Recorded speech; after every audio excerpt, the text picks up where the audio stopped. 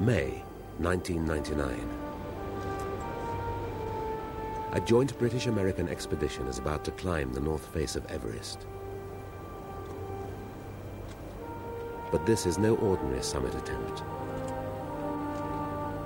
The team is about to make mountaineering history in their search for evidence of two legendary British climbers who disappeared in 1924. Mountaineering's most enduring mystery is whether or not George Mallory and Sandy Irvine were the first climbers ever to reach the summit of Everest.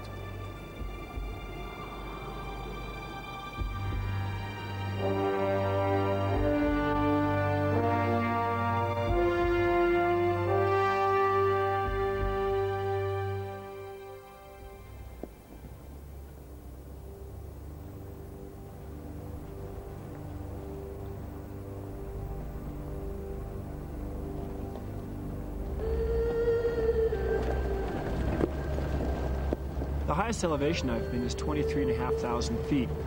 But coming here to Everest, there's a huge unknown between 23,500 feet and 29,000 feet. How am I going to do up there? And you can always go into these things thinking, oh, I'm going to be really strong and I'm fit and I'm confident and everything like this, but there's a certain element of my own physiology that I don't know about.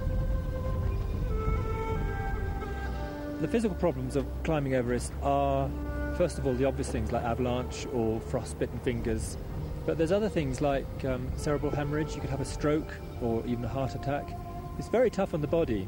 And it's also tough on the soul. When you come back down, for weeks afterwards, you feel quite weird.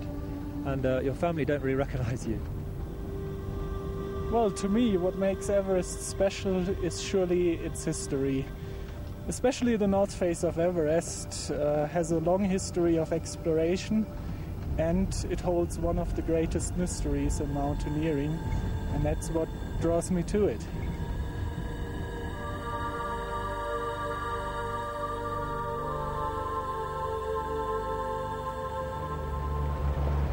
What really draws me to this particular expedition is this hunt for Mallory and Irvine. You know, to climb this mountain again, I've been here enough, I know how to climb it, but to try and get inside somebody else's head and to try and touch a piece of history, that is utterly fascinating to me.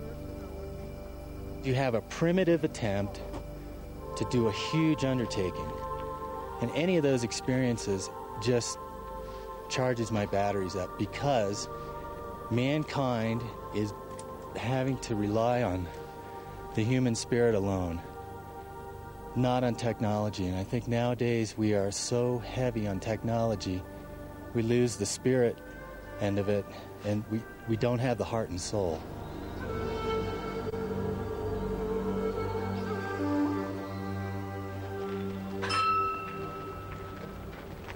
Oh yeah,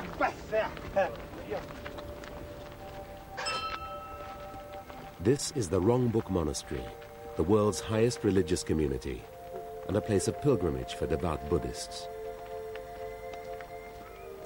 Yet the monastery was unknown to the Western world before Mallory and the other expedition members first came here in 1921.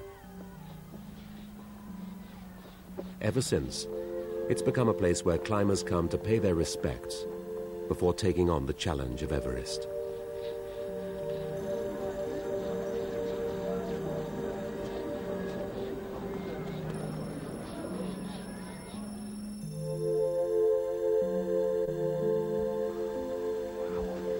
Looks a lot different in this picture, huh? That looks really remarkable. Looks like they are on the way into, just before arriving at base camp. Yeah.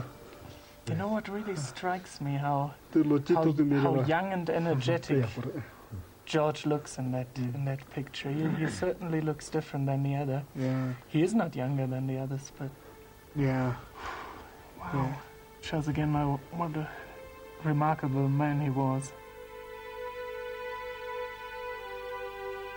George Mallory was born in 1886 in Cheshire, the eldest son of a Church of England clergyman. He developed his passion for climbing at public school in Winchester, and after going to Cambridge, he became a teacher at another English public school, Charterhouse. It was here that he met Ruth Turner. After a whirlwind romance, They married in July 1914. Mallory was invited to join the 1921 reconnaissance to Everest, and he returned in 1922 and again in 1924. By this time, he was the only climber who'd been on all 3 expeditions. I'm absolutely convinced that George Mallory climbed Everest back in 1924. I've got good reasons. First of all, they were seen going strongly for the top by Noel O'Dell. Secondly, they had good weather, they had oxygen. Thirdly, this was Mallory's last time on Everest. He just had to do something with his life. He was surrounded by other men in the climbing team who were very accomplished professional men. He hadn't really had a chance to fulfill his sort of early promise, and I think this is his big thing. And I think, fourthly, the spirit of the age was one of self-sacrifice. They just had a lot of deaths in the First War, and I feel that Mallory felt this is something worth dying for. It was his 3rd attempt on Everest, and it was clearly his last attempt, because at the age of 38, he wouldn't have stood a high chance to be selected for another expedition. So I can imagine that he was in for an all-out effort on that final day, and I like the analogy with Sir Galahad, who disappeared when he touched the Holy Grail.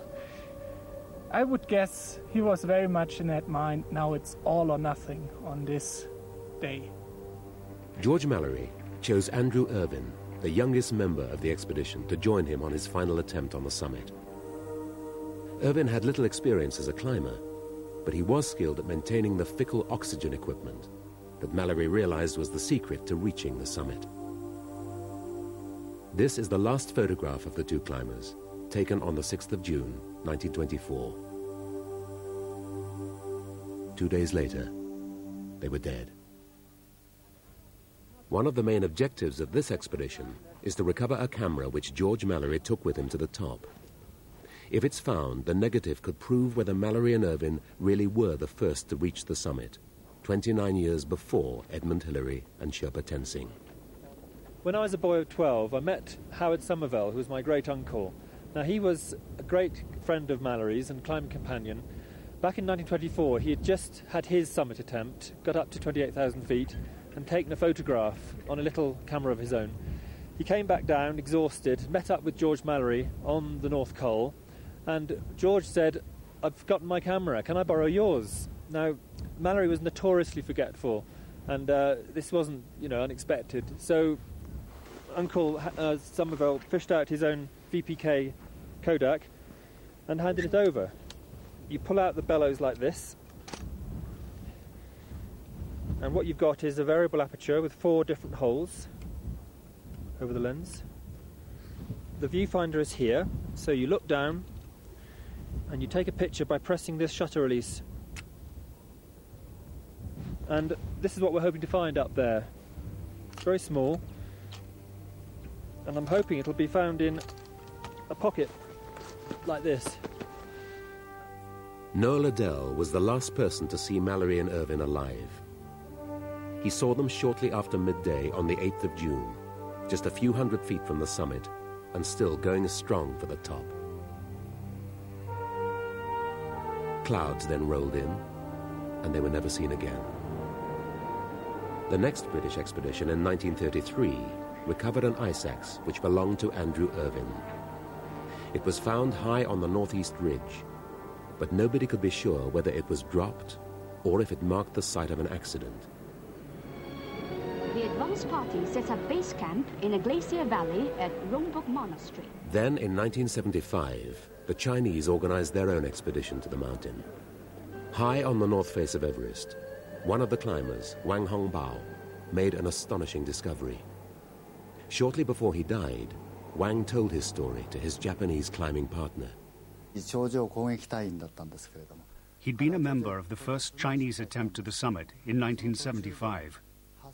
On the way, at about 8,150 meters, at the foot of a rock, he found the old remains of an Englishman.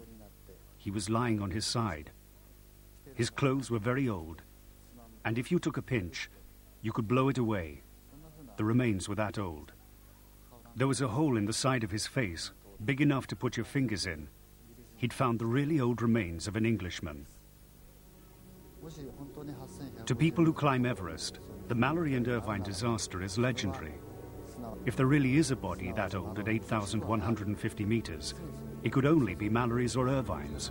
So I was really astonished.